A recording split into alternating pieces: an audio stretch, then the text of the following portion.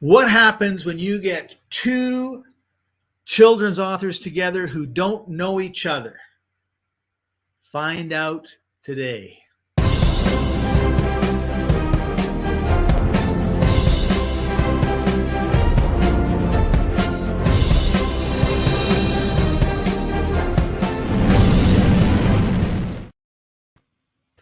Hey everybody, I'm Scott Patton. He's Chaffee Tyne Wynn. We're your co-hosts on Books Cafe, sponsored by freeebooks.net. And I'm really excited because I've never had two guests on this show in the last, it's been over a year, and I've only ever had one guest. Now, of course, I have a co-host and a guest. And that is really, it's really, really exciting. Of course, all that really means, everybody, is that I'm lazy because I get Chaffee to ask all the questions and I take all the glory. Right, Chaffee? Well, sure, Scott. So, Chaffee, you have 6 published books, children's books. You have a number of non-fiction and maybe fiction adult books, business books. And so that's one of the reasons that I was so excited to have our guest on today, because we were talking last week, and he's a copywriter. He's a business strategist. He's got an amazing business mind. I never had any idea that he had wrote a children's book. So as soon as I found out, I said, "What are you doing on Wednesday at 5:30 Eastern?" And he said, "Nothing."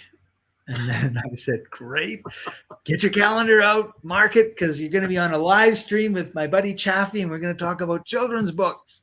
So with that, let me add Tony Stark Policci to the show. Hey, Tony, how are you doing? Hey, Scott, I'm great. How are you? Good, good. So I don't actually know where to start. Why did you write a children's book, Tony? Well, I don't know that I put that much thought into it, but first of all, hi, Chaffee. It's so nice to meet you. It's so great to be here. And nice to meet you, Tony. Yeah, I heard your chatter at the beginning of the show, and I was just laughing when you said I had nothing to do on Wednesdays. I was like, gosh, when have I had nothing to do? But I'm so delighted to be here today. But I guess what I should have said is that your calendar didn't have anything specific that you had to do, so that I could fill it up.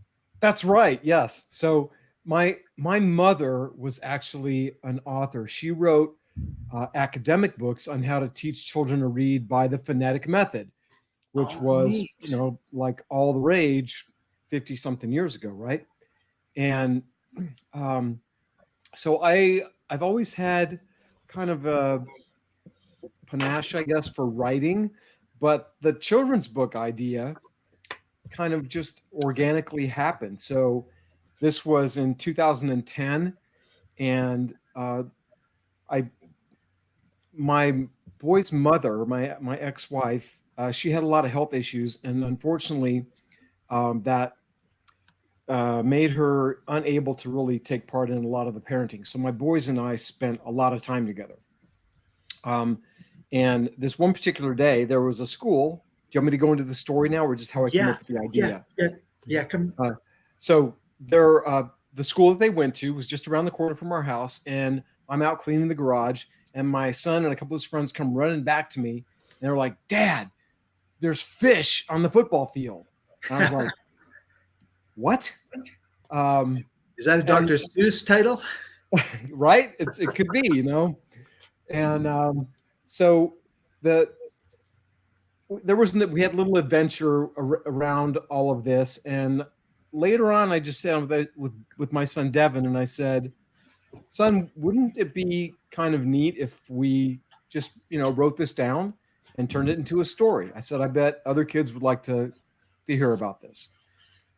So that's what we did, and then I sat on it. I got busy with work, and I'll take care of that next month, next week, On his 21st birthday, he was 10 at the time, is when I decided I was going to publish it. Wow. it's really funny because I was thinking, like, what am I going to get him for his 21st birthday? I mean, I took him skydiving when he was 19. I didn't want to send him to Vegas to get him, that's where everybody goes at 21, but that's the last place I want to send my kid and endorse that behavior. But I said, I'm going to publish this book because we wrote it. He forgot all about it. And so that's how it came up. Now, part of the story is that once we did this, I started thinking, I was like, wouldn't it be cool to just write all the stories of what I've done with my sons and call them Adventures with Dad? So this one is the first in a forthcoming series of all the true life things that my boys and I have done together. And rather than doing them for older kids, I'm kind of doing them for the younger market with, their 32-page picture book format. So that's fantastic. Oh, Scott's muted. That is awesome. Whereas there's a thunderstorm going on right now, so I'm trying to make sure that the thunder isn't drowning out either of you two as you talk. Hey, Tony, quick question. Yes, you got the book in front of you, right? And you want to hold that up and show everyone? I do. This is it. So is it a picture book, or that's a heavy duty fancy book? It's a hard book, a hardcover book, not a hard book. And there's full color illustrations. All of the pages are full color.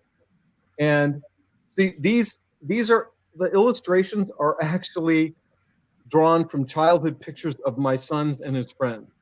So nice. I gave one to every family whose kids are featured, and there's an illustration of me, kind of looks like me. But yeah, so and the boy's mother there, we didn't feature her face, but we got the back of her head. And so yeah, the book it's got the actual school. I tried to make it as true to life as possible, and I feel really pleased with the way that it turned out. Excellent job. Yeah. Thanks. So that's a lot more detailed than my kids' books. Mine are more of the what we call picture books, right? So with just a couple lines on each page, and really it's the pictures. And yours is actually an actual story with a lot of content and detailed versus just one or two liners here or there. Yeah, well, I think the reason that it took me so long to publish it, Chaffee, wasn't I exaggerated a little bit when I said I stuck it on the shelf and got busy. That isn't exactly the case. A few months after we wrote it, I thought, I really would like to publish this. I don't remember the whole process but I started seeking an artist. And, I had one person that contracted to do it. And then 2 months later, I got nothing, no sketches, and I've got a deposit, and I'm like, I'm really sorry, but I've decided to take a job at Disney. And I'm like, okay, that's cool. I went through a half a dozen different artists over a couple year period. And, this wasn't like a full-time job for me. This was kind of a side project that I wanted to do kind of as a cool thing. So,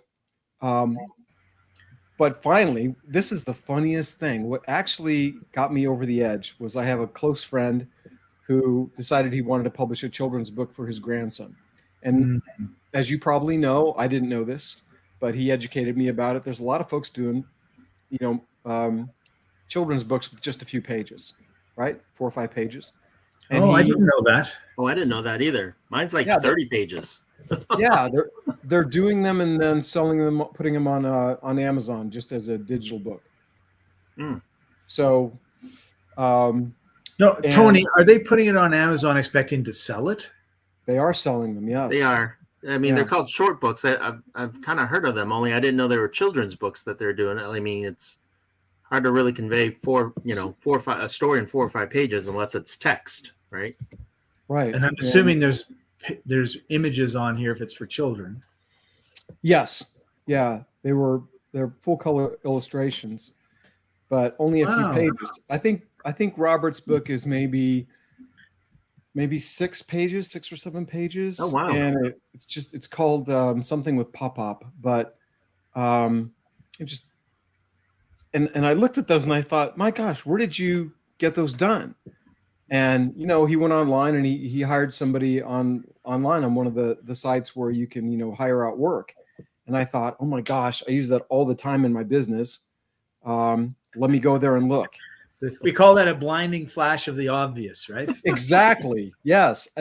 I really had that too. After the fact, I was like, why? How could I not have thought of this? Right. You know, right. At least in the last 4 years. I mean, maybe 8 years ago, no, but I use this on a regular basis, this service.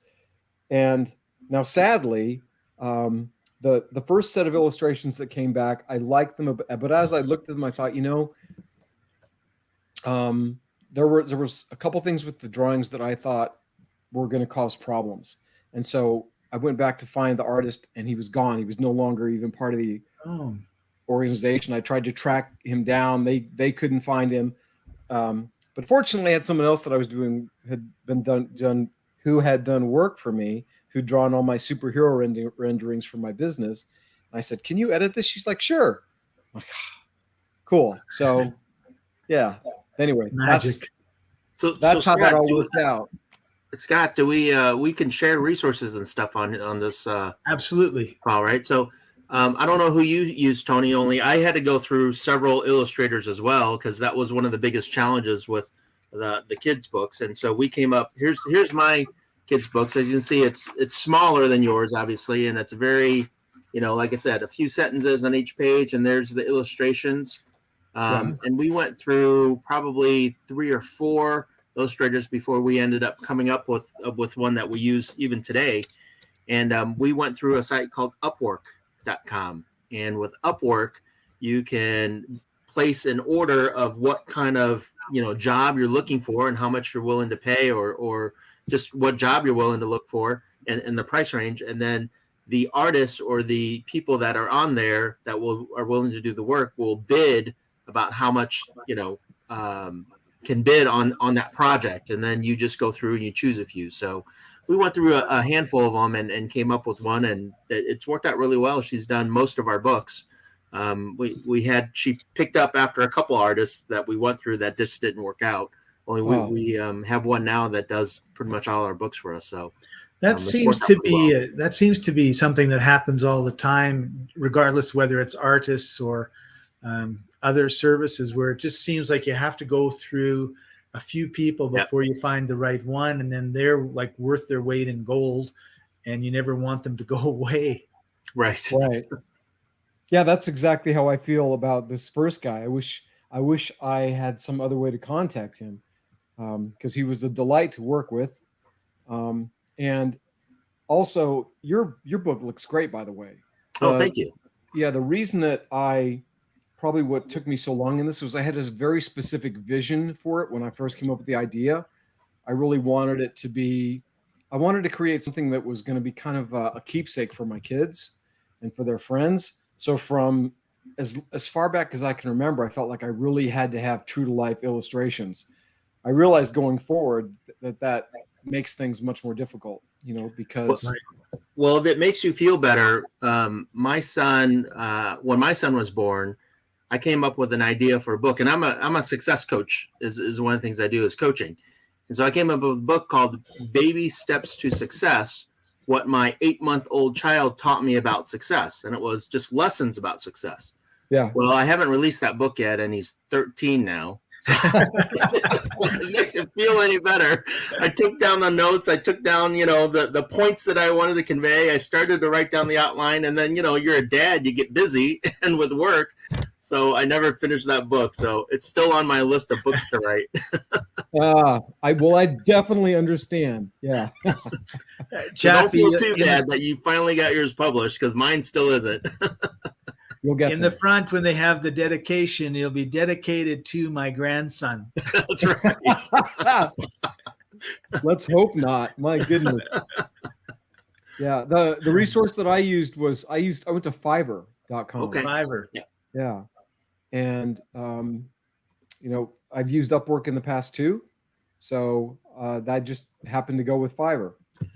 And yeah, we started with Fiverr actually, and that didn't work out for us. So then we switched over to Upwork. So Well, maybe I'll investigate that for the next one.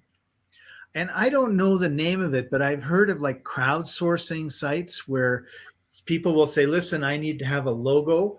And then you just put it there. And then like there'll be 200 people will give you their logo idea for you. Oh. And then you pick that one and then you pay that person. Right. So it's really kind of an interesting way of doing it. So it's kind of like, well, I'm going to do a child's, I don't know if they would do this or not. I just know about it for logos, but there's all sorts of different things that people they'll give you an example of it. And then you hire that person. So here's an idea that I haven't done yet, although I've seen other people do it, is I forgot what it's called, Kickstarter. So if you go to a Kickstarter site and say you're going to write a specific book and what it's going to cost and everything, and then you offer maybe a discount on the purchase of the book when it's published and all that kind of stuff, you can actually raise money to write and publish your book. So I've seen some authors do that. I haven't, like I said, done that myself. That's an option if you're looking to get published and you're short on funds and you need an illustrator and you need all this kind of stuff. Maybe start a Kickstarter fund and see if you can write enough a good enough story or reason for people to invest in you. Then they will, and I've seen some authors be able to do that. Yeah, I really dislike Kickstarter because starting about 8 months ago, I started buying stuff on there, and I'm like, and of course, it takes like 6 months, 8 months before you actually. This is a Kickstarter shirt that I'm wearing underneath my other shirt, but they're just like they have a story. They're really cool. Like I'm getting a pair of shoes that are made from ground coffee. Wow. So evidently like this ground coffee, it's after they've made the coffee, the grind. So you don't really hate them, Scott. No, they've cost me a small fortune. Right. And being in Ecuador, it gets caught up in customs or whatever. And I have like 4 boxes waiting at a friend's of mine in Bogota, Colombia, because I'm going there in 2 weeks. And he said, look, I got this box. He said, this one's really light. I go, oh, I'm getting a camera that has a little hook on it.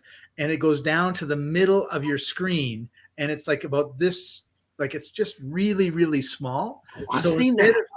Yeah, it's like a center cam, it's called, and it goes like well, I have to point here. It goes like right there on my screen, and you can see everything around, and it kind of pops up, and it's like it's got a microphone, a camera, everything else, and I'll be able, instead of looking like this, so I'm not really, that's how I have to look like I'm looking at you instead of looking at you guys who are over here. I'll be like right anyway. That's brilliant. Yeah. So once you get hooked, like, they send you these emails, and of course it's, wow, like, what about this? And what about that? And you go, oh, that is so cool. And then when you're on the site, there's, well, we've got these things over here and those things over there. And, Yeah. so So I don't make know. sure your story is really good. So you keep attention on your Kickstarter. Can I share like my little Kickstarter trophy with you guys real quick? Oh, he's got a Kickstarter trophy. How'd he get that? Well, we're going to find out in a minute. I call it my trophy. You see this right here? Yes. This is called a coin. And I went on Kickstarter and purchased this. It's not even open. Yeah, I haven't even opened it. Well, what it is, it's a credit card that you can store all your other credit card numbers in. I've heard of that. Yeah. And by the time I actually got it, like within a couple months of getting it, the technology was obsolete. So I bought 2 of these for like $150 each. And this one's unopened. So I'm hoping that maybe someday you got to stick with the shirts and the coffee shoes, Tony. Yeah. Stuff you can actually wear. Because what am I going to do with this? It's a paperweight. No. What you do, leave it unopened, put it in the attic with all the other stuff, and then in about 50 years, that is going to be worth a fortune. That's the time capsule. Stick it in the time capsule. I'll put it right next to my unopened 60 gig iPod. Yeah, because I have one of those too. The first 60 gig iPod that held like 1,000 songs and did video. Yeah. I got a Sony Walkman. What are you talking about? I got one of those too, but mine's not unopened. So that's true. is your Sony Oh, you Walkman have it unopened? unopened. No, it's opened. Oh. It's used, opened and used. Yeah, I Well, found that's going to be that in worth my a drawer. fortune in about 20 years. I used to love my Sony Walkman. Oh my gosh. Yeah, me too. Yeah.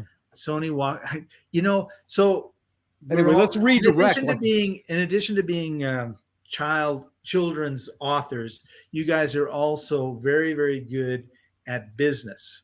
And so we brought up the Walkman.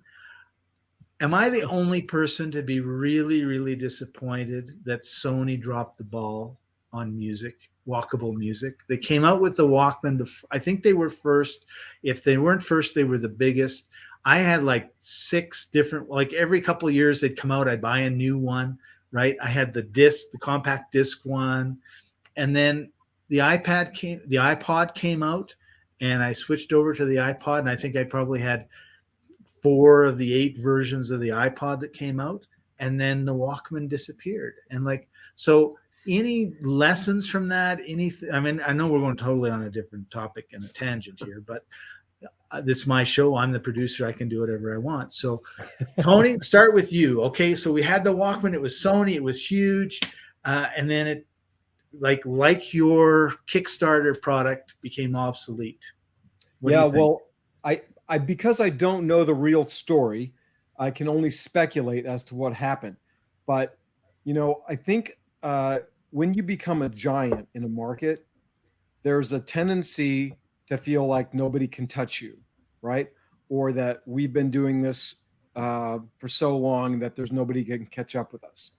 I remember the story of, the Switch watchmakers, where that kind of happened. They refused to change with technology, and pretty soon, that became obsolete. I mean, the same thing with, cameras, right?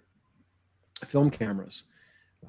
Now, some of those things are coming back from a nostalgic standpoint, but my judgment is that what happened with Sony was they just weren't paying attention to innovation and technology and trying to stay ahead of it. They're 20 years ago, maybe even 30, you could plan, you could research, you could execute.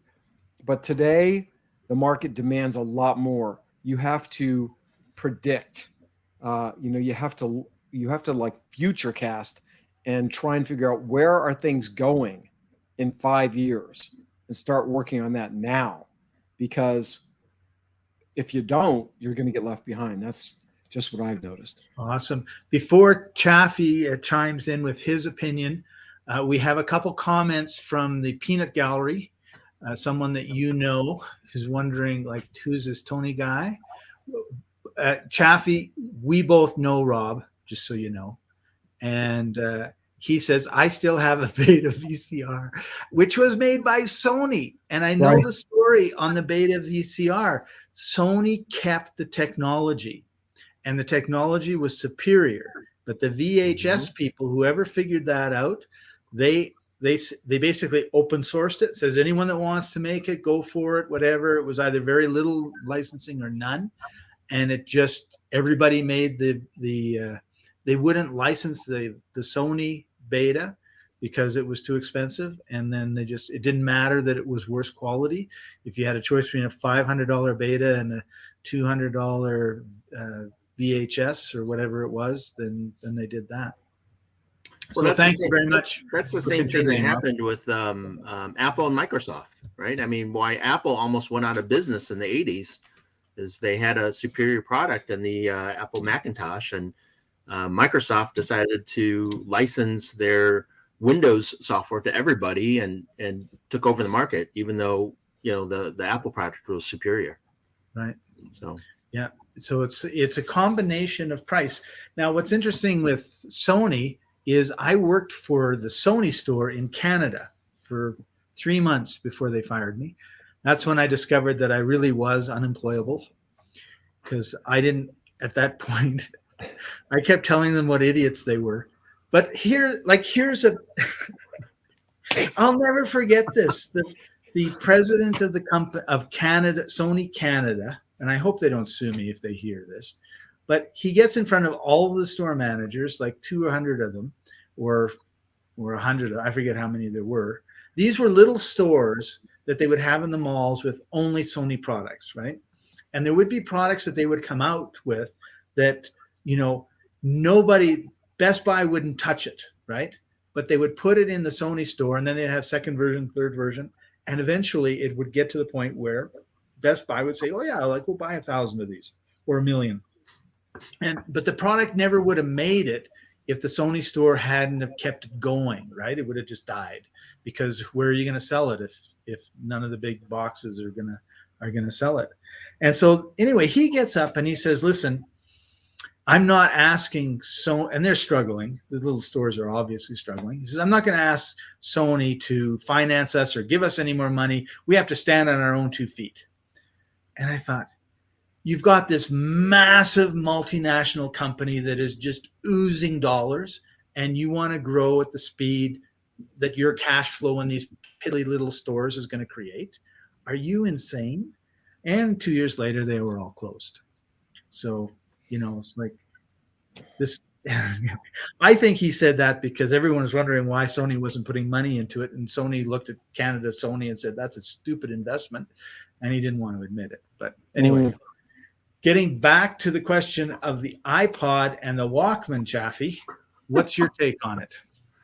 Well, I worked in the IT industry for over 11 years, and technology in general just moves at the speed of light or faster. I mean, it's ridiculous. So just like Tony said, if you're not paying attention and you have a technology product, that technology, I forgot what the law is. There's a law that says that I think Intel came out with it, that it takes 18 months for technology to double its speed or something like that. Again, if you're not paying attention, the technology is obsolete. It's ridiculous what's happening. So when you get to a certain size, it's more difficult to pay attention to what's happening, especially if one, you're not on top of it, and two, your people aren't conveying that message to you in a timely manner. Right. And so, it's turning a big ship versus turning a little boat. And so from an organizational perspective, if you have a president that thinks they know everything, and if you give them bad news, yell and scream, you're probably not going to be telling them that, CDs are a little iffy because, MP3s are coming and digital. Well, the other thing too is there's a lot of managers or CEOs or executives that are looking at what's happening today. And if you interview all the super successful, CEOs, the like Jeff Bezos, they're not looking at what's happening today or even 5 years from now. They're looking at what's happening 20, 30 years in the future. And that's kind of what you have to do if you're on top of a technology company that the rate of technology changes so fast. And so, Sony wasn't doing that. They were just looking at see what's happening, right? Not what will happen. So yeah, and they used to make TVs too that were top of the line. And when I go into Best Buy, I never see a Sony. Of course, I'm not particularly looking either, but you see a whole bunch of other brands I'd never heard of before. Cool. All right. So we should get back to talking about children's books. Tony, are you going to come out with another book? I am. I have a list of 12 or 15 different titles and topics. Well, at least topics. A couple of those titles are developed. And one of them is called A Day in the Rainforest. And that's about when my boys and I were in Maui, and we were driving up the highway, and we found this. It was just a lush jungle-looking area with huge trees, and we went and ran around there. And I don't think I've seen trees that big in my entire life. Wow, that sounds awesome. Redwoods in California, they were enormous. And yeah, so my vision going forward with the rest of the books is my next one. I want my older son to help me with, even though he's 22. Nice. We're going to go back. I want him to be a co-author on these. And my goal is that I leave a legacy for my boys. After I'm gone, they've got books that they wrote with me that they can share with their kids. But the short answer to your question is yes. And you could be creating a family tradition, right? Because they'll get married, they have sons or daughters, and they'll say, you know what, it was so fun writing these books with my dad. I'm going to do that with you. That's true. How beautiful is that?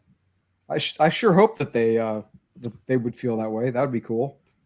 Tony, what from a consumer standpoint, right? I mean, you're writing these books as kind of memoirs with you and your sons. From a consumer standpoint, if I buy your book, what am I going to get from it? Is it just I'm reading a fun story? Is it an adventure story? Is there a lesson behind it? Or, am I just reading some memories that might bring a smile to my face? Well, I try to instill a lesson or a moral in. I tried to do that in Fishing on the Football Field. So the summary is that it starts with Devin waking up and he's frustrated because he's got a day off. It's a Saturday and he has absolutely no plans. And I get like that too. It's almost like he's got my genes where like, I don't want to waste time. Time is valuable. I want to make the most of it. And so he really expected that he was going to have a boring day, and it turned out to be a lifelong memory. So there's a little, piece at the ending where I kind of wrap that up and put a meaning into the story. But along with it, what I'm trying to weave in for the consumer, for the reader, is a sense of excitement. I want to talk about unusual things. There are plenty of children's books out there that talk about everyday stuff, and that's great. Kids are enthralled by what I believe adults would consider mediocre or boring. But I'm trying to bring just a little bit more of excitement, and even turning maybe everyday experiences into an adventure. So, for example, in this book, the reason there were fish on the football field was because the field was irrigated.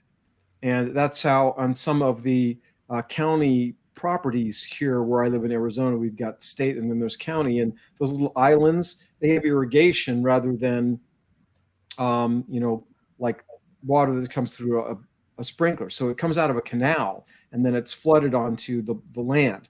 So if fish get into that water and they get maybe there's a hole or something in the grates, that's how the fish got on there. So that in and of itself is not really, a crazy thing to happen, but it's certainly unusual. And, what we everyone did, that sees it would stop and say, like, wow, where did these fish come from? yeah. And so, what we did because of finding the fish, is kind of what I try to wrap into. Like we saved them and, we rehomed them. So I was thinking dinner. Well, yeah, most of them were carp. So, okay. I've got a great carp recipe if you guys ever want it.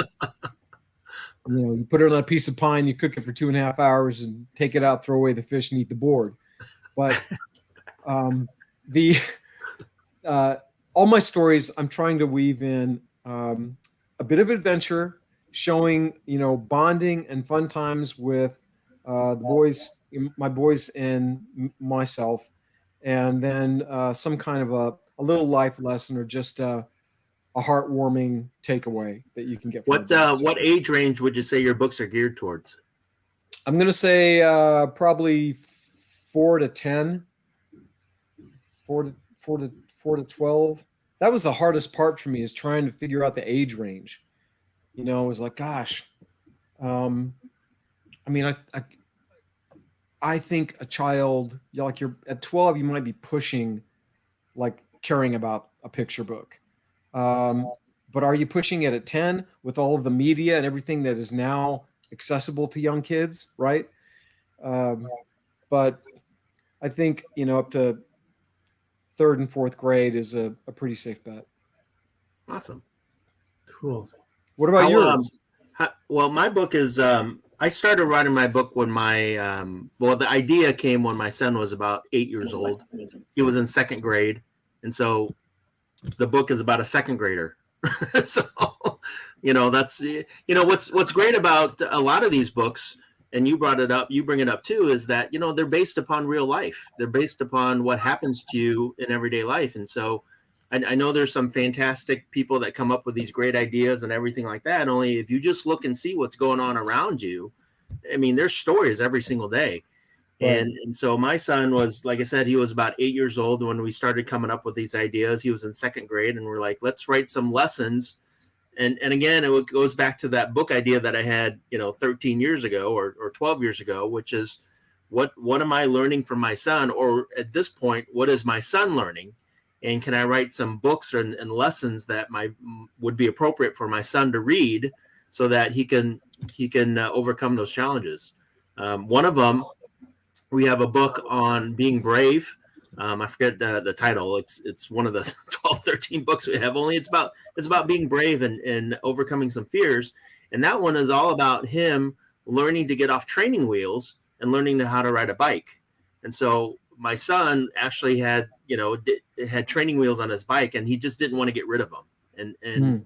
And so I kept encouraging him to get on a bike and ride it and take the training wheels off. And he was like, no, I don't want to. And as a parent, you can kind of see that he was scared, only he wasn't admitting it. It was just like, oh, I just don't want to do it. Like, oh, it's okay. Don't worry about it. And so, in the book, it's that story of how he overcame that, how all his friends were doing it and they helped him. And so he had to overcome that. And once he overcame it, it was like the best thing since sliced bread, being able to ride a bike with his friends and going through the neighborhood and everything. And so that story, it's again, based upon real life of what happened with my son. And that's how we came up with that little story there. And I think that's a great format because we love stories. We've been telling stories since we could communicate with each other, right? And parables are great ways to teach lessons. And even as an adult, if you told me the training story or the training wheel story, I would get it. Like, that really could apply to any age. But I think being able to instill those kinds of lessons into a young person's way of thinking and mind is really paramount. It saves a lot of years of therapy and unfortunately maybe coaching for some because they get their thinking right to begin with. So good for you. That's awesome. All right, we're coming towards the end, and Tony, thank you.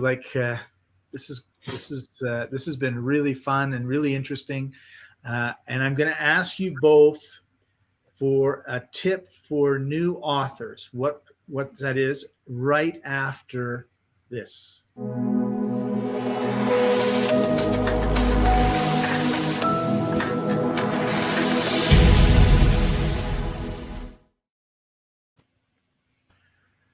So Tony, you're the guest, so you get to go second.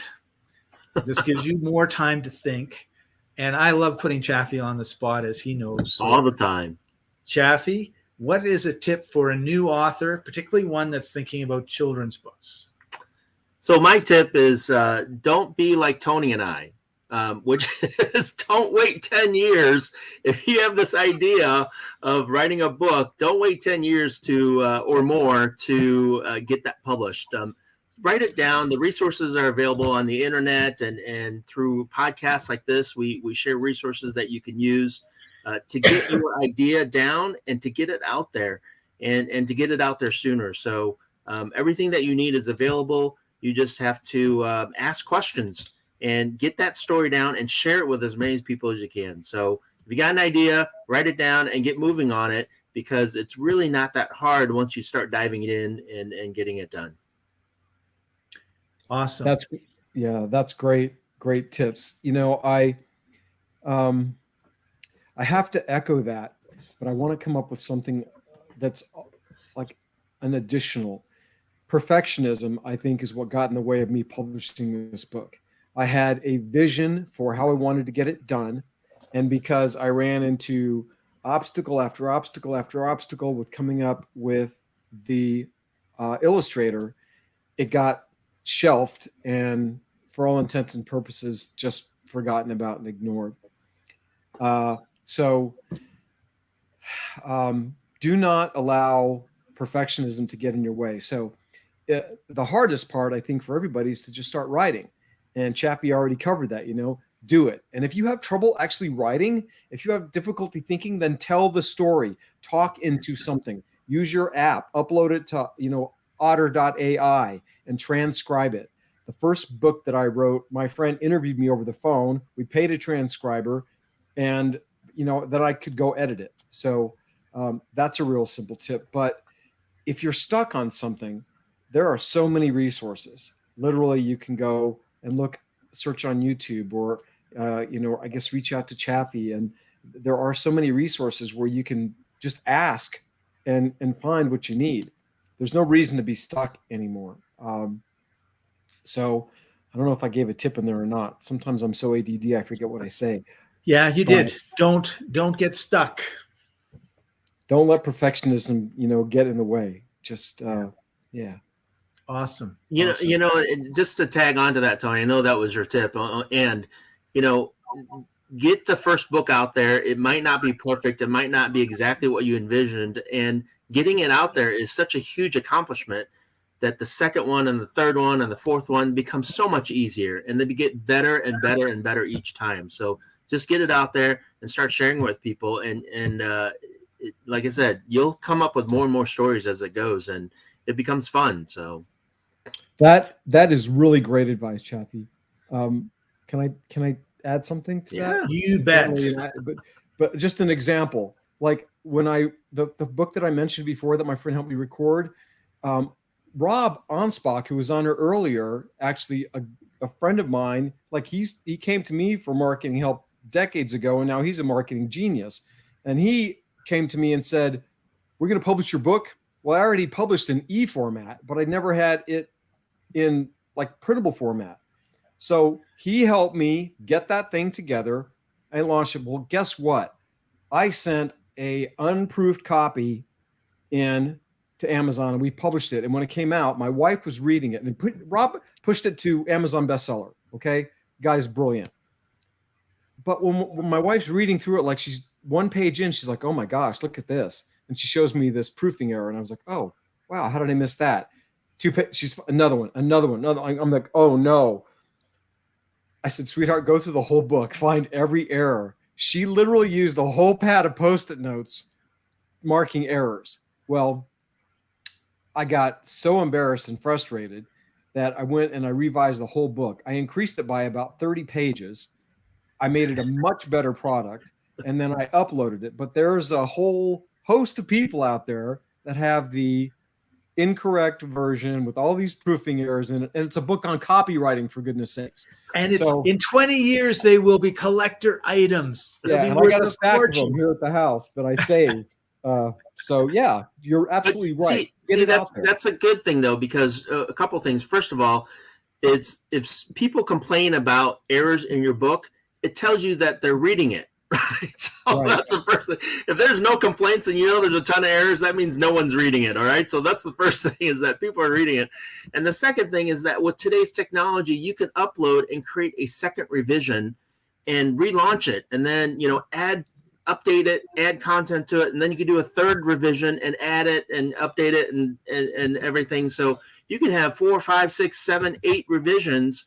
And I've seen some books do that. And each time it's like a brand new book, because you're making it better and better each and every time. So just get it out there is the key thing. Yeah. And I think what you talked about, Tony, is a really good example of human nature, right? We get it out. Oh, thank God that's done. And then all of a sudden it's, well, like, look at this and look at this and look at this. And you go, and then, our pride and our desire to improve, you didn't just fix the spelling or grammatical errors. You ended up really diving into the book and adding 30 more pages, which is not insignificant, right? Right. And so I think but you would never have done that if it wasn't published. Right. If she said, "Oh, you got a couple of grammatical errors, go fix it." You go, "Okay, I'll do that like tomorrow." And then, 3,000 tomorrows later, it's still sitting there.